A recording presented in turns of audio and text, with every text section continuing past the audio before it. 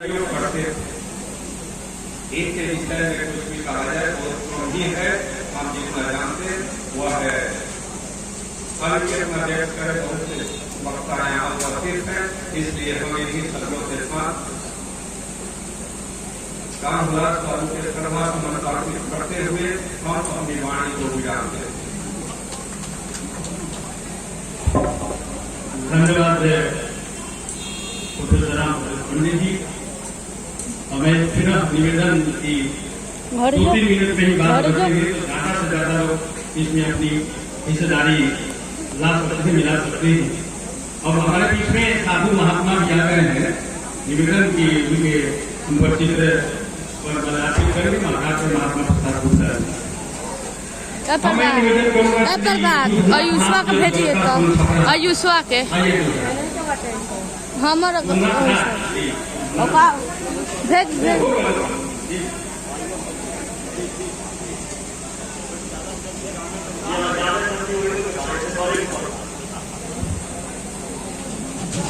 आदरणीय इस श्रद्धांजलि सभा के अध्यक्ष माध्यमिक शिक्षक संघ के सचिव राजा जी राजेश बाबू, संचालन करता हमारे अमिका बाबू, उपस्थित हमारे सभी विद्यालय महाविद्यालय से सभी जुड़े हुए गार्जियन, महात्मा भाई, समर्पण हमारे साथी, सेवाओं कॉर्पोरेट के प्रिंसिपल हमारे साथी राम भाई, तमाम उपस्थित सभी हमारे साथीगण, बुजुर्ग, अभिभावक, आज जिस अवसर पर हम लोग इकट्ठा हुए यह एक मानवीय क्षण है। इस मानवीय क्षण में जैसे हमारे बताए, इस मानवीय क्षण में गाड़ी में सुख की अनुभूति कैसे हो, इस पर अगर हम लोग की ध्यान रहेगा तो उसकी मोमबत्ती बुझेगी। जिस दिन रामविलास बाबू की मृत्यु हुई उस दिन में भावना से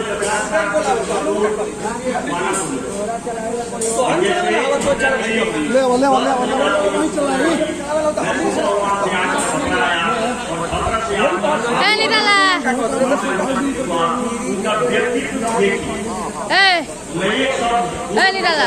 वीडियो बना, रामविलास बाबू के बारे वीडियो बनाते बनाना रे सभी लोग आए हुए हैं। एक चीज कहूँगा, सलामत रहे उनकी जिंदगी, सलामत रहे उनकी जिंदगी, दूसरों की याद करते हैं।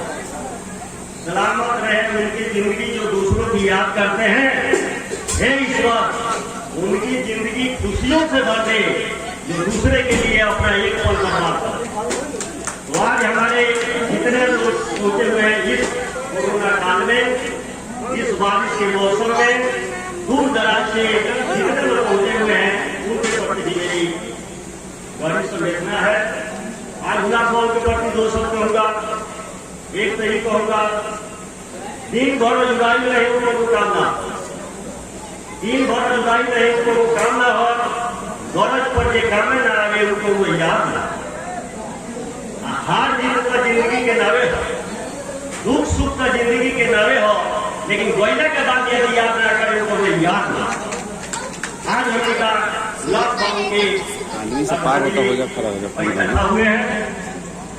1-2 शब्द में उनके प्रति मेरी लगाव उनसे 92 में हो, आज से मोटा मोटी 29 बरस पहले लगाव होने के बाद में जब भी शिक्षक संघ वगैरह की मीटिंग होती थी उस समय मैं रामलखन सिंह यादव महाविद्यालय का प्रिंसिपल कॉलेज चलाता था। मीटिंग जब भी होती थी आते थे डेरा पर, और मीटिंग में जाना होता था तो मैं कहता था कि नहीं रिक्शा से चल जाइए, मैं गाड़ी से पहुंचा देता हूँ। तो कहते थे कि नहीं पैदल चल जाऊंगा, कौन दूर है। तो मैं प्रेरणा लेता था उनसे कि जो व्यक्तित्व इतना बड़ा था, सारी सुविधा मौजूद थी जीवन में, चाहे जितना कष्ट हुआ हो। मुझे तो ये भी जानकारी हुई कि उनकी शिक्षा दीक्षा बैठक ब्राह्मण हाई स्कूल है, जहाँ पर मेरे बगल में मेरा मकान, और वहीं से मैं कहता था कि चलिए पहुंचा देता हूँ गाड़ी से। वो कहते थे कि नहीं पैदल चल जाओ। तो इस तरह का व्यक्तित्व था जिनकी की simple living and high school. जिनके जीवन का सबसे बड़ा मूल मंत्र हुआ simple living and high thinking, जिस पर हम लोगों को उनके जीवन का अनुकरण है। दूसरी एक दो एग्जाम्पल में उनका, मैंने जो व्यक्तिगत घटना मेरे साथ घटी है, बेटी मेरी आई थी बाहर से, पटना में स्वयं ही थे, रिसीव किए, हमने कि हम आ रहे हैं, तो कहे कि आपको आने की क्या जरूरत है, मैं अपनी गाड़ी से आपके छपरा डेरा तक पहुंचाऊंगा, और वहां से लेकर के अपनी गाड़ी से डेरा तक पहुंचा। मरने के बाद जो इनका व्यक्तित्व था, इस बारिश के मौसम में, उस दिन बड़ी वर्षा हो रही थी 27 तारीख को, जो हम लोग आमी पहुंचे थे, मैं बरसाती लगा करके 80 किलोमीटर से, जो मना करते रहे कि अभी बीमार पड़ जाएगा, पड़ जाएंगे तो पड़ जाएंगे, उसमें क्या पड़ता है, जो आया है वो जाएगा, वो फिक्स है, जैसे लोग कहते हैं कि वो फिक्स है, तो आया है जब वो जाएगा, तो फिर उसमें डरना क्या है। जब जाना निश्चित है, तो जब जाना ही निश्चित है, तो उसमें फिर डरने की क्या जरूरत है। एक दो शब्द बात में है, अमिका बाबू की बात पर मैं बोलूं। अमिका बाबू ने साइडेड एफेक्शन की बात की थी, उन्होंने कहा था कि इस तरह का स्नेह दो तरफा हो तो उस स्नेह को अनुस्नाय समझता है, लेकिन एक तरफा संबंध हो, उस पर हमको एक बात याद आ गई कि इंडिया का एक डॉक्टर कह दिया कि एलिजाबेथ से मेरी शादी तय है। विक्टोरिया थी इंग्लैंड की महारानी, एलिजाबेथ से मेरी शादी तय हो गई। लोग बड़ा उत्सुक हो गए और कहे कि अरे डॉक्टर साहब इतना ही कैसे हो गए। लोगों ने पूछा कि बोलिए क्या क्या हुआ, तो कहते पूछिए कि क्या क्या हुआ, तो कहे कि शादी 50% फाइनल हो चुकी है। तो 50% तो बहुत हो गया, 5% 10% हो जाता है तो आदमी की उम्मीद बढ़ जाती है। डॉक्टर साहब बताए कि 50% बात बढ़ चुकी है। लोगों ने पूछा जी 50% में क्या क्या हुआ है। उन्होंने कहा कि मैं तैयार हूं लेकिन वो तैयार है। डॉक्टर साहब ने जवाब दिया कि मैं तैयार हूं लेकिन वो तैयार नहीं। 50% तो हो ही गया।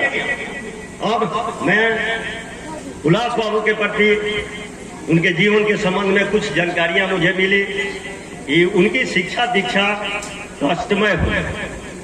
बहुत मेहनत के बल पर, अपने कर्तव्य के बल पर उन्होंने इस मंजिल तक पहुंच पाए और उस मंजिल तक पहुंचने के बाद में सारे परिवार के सारे लोगों को, कोई वकील है, कोई मैनेजर है, कोई शिक्षक है, डेरा पर लोग आते जाते हैं और यहाँ इस मुकाम तक पहुंचा दिए। हमारे वक्ता राम प्रवेश भाई ने कहा कि समय से पहले पहुंच जाते थे।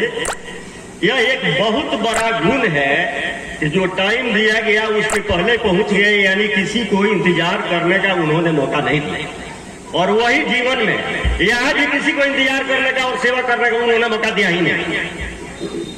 जो उन्होंने जीवन में किया, यहाँ भी किसी को सेवा करने का उन्होंने, जैसे मुझे जानकारी मिली कि टीवी देख रहे थे, एकाएक उनको हो सकता है कि बीपी हो, झटका आया, गिरे, लोग अस्पताल ले गए, तब तक पता चला कि ये नहीं एक्सपायर कर। तो ऐसी परिस्थिति में ऐसी बात उन लोगों की, हमारे एक सहयोगी भाई ने कहा कि उनके कर्तव्य चिन्ह पर चला जाए, उनके विचार का अनुकरण किया जाए, तो इससे बढ़कर के दूसरी श्रद्धांजलि क्या।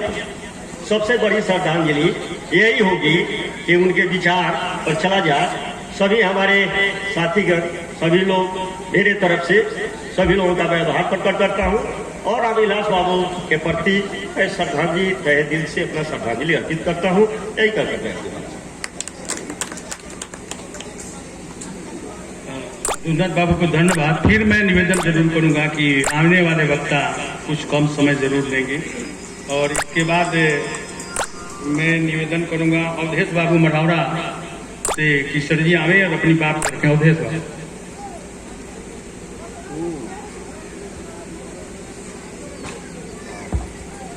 आज की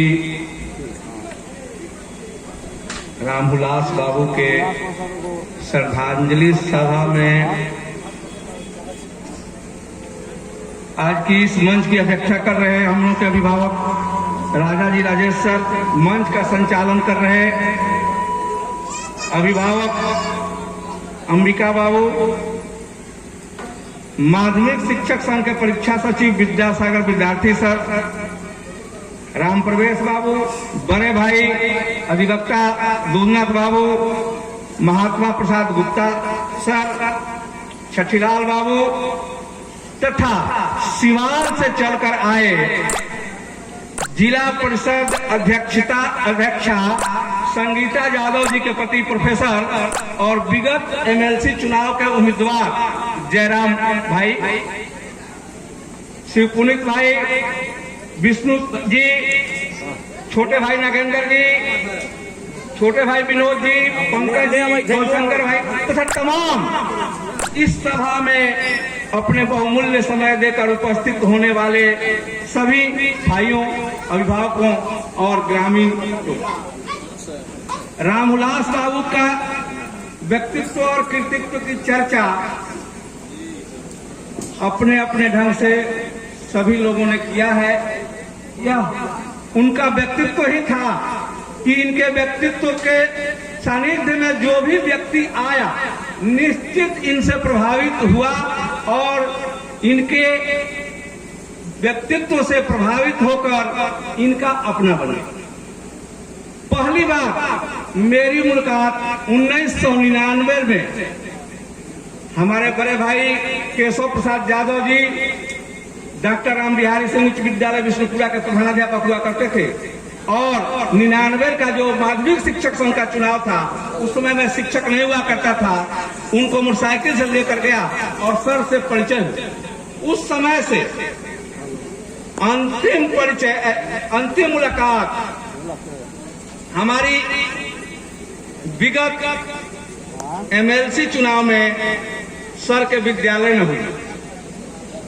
सर से जो हम लोगों को सीखने का मौका मिला है उसमें मैंने देखा था कि समय के पाबंद थे, मृदुभाषी थे,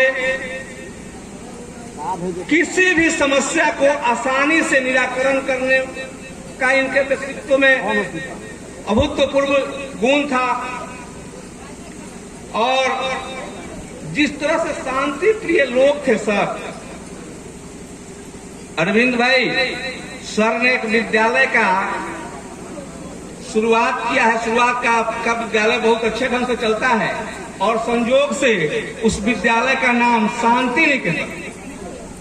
तो मैं चाहूंगा, अरविंद भाई से आग्रह करूंगा कि आप, सर को हमने देखा है कि उस विद्यालय में एक शिक्षक थे और शिक्षक से रिटायरमेंट के बाद उस विद्यालय का जिस ढंग से संचालन करते थे, सर के नहीं रहने के बाद, चूंकि शिक्षा से लगे रहे सर और सर के नहीं रहने के बाद यह जिम्मेवारी आप लोगों पर, परिवार के लोगों पर आती है। उस विद्यालय का संचालन सही ढंग से हो और मेरा भी एक प्रस्ताव होगा अरविंद भाई कि सर का एक आदम कद प्रतिमा उस विद्यालय में लगाया जाए ताकि जब भी हम लोग वहां आए तो निश्चित एक बार दर्शन हो। इन्हीं चंद शब्दों के साथ पुनः एक बार एक छोटी सी देहाती कहावत कह के मैं अपनी बात को विराम दूंगा कि सर जैसे कह रहे थे, स्वर की चर्चा हो रही थी, तो एक माँ और बेटी अपने घर पर बैठकर बात कर रही थी। बेटी ने माँ से पूछा कि माई, लोगवा मरेला तो लोग कहले कि फलना के स्वर्ग हो गया, फलना के नरक हो गया, ये कैसे होला, हमरा समझ में ना आया। तो वो लड़की के मतारी बोली कि तू कोनो लोग मरे तो ओकरा लगे जैबू आ बात सुन के आई हो, हमरा के कहिए तो तरह के बात है कि हम बता दे कि केकर स्वर्ग भला केकर नरक पर। वो लड़की गांव में केहू मरल गैला के बाद में हुआ तो कहलो कि वहां तो केहू कुछ ना कहत रखो, लेकिन वहां से हट के लोग कहत रखे कि ना मर गल तो ठीक बन वैसा रहा। फिर गाँव में केहू आदमी मरल, वो लड़की गए तो कहला कि गांव के बड़ा लोग रो रो के आ कहत रह कि बड़ा नीमन आदमी रहलन, मर गइलन, के समाज में बड़ा कल्याण करत रह। तो हमरा जैसे लागत है सर कि हमनी के जो पैमाना पहले के लोग के रहे वो चीज यहाँ सार्थक होता। आज सैकड़ों के संख्या में यदि यहाँ हर तरह के लोग उपस्थित होके हुलास बाबू के श्रद्धांजलि देता तो ये से वर्ग स्वर्ग की प्राप्ति और कुछ नहीं हो सकता। अब पुनः हम भी है कारण कि यहाँ के बताया रास्ता पर यदि हमने का चलने सर तो निश्चित ही हमने का अपने के सौभाग्यशाली महसूस कर सर। इतने कह के हम भी अपना वाणी के विराम देते हैं। अवधेश बाबू के प्रस्ताव का हम सभी लोग समर्थन करते हैं।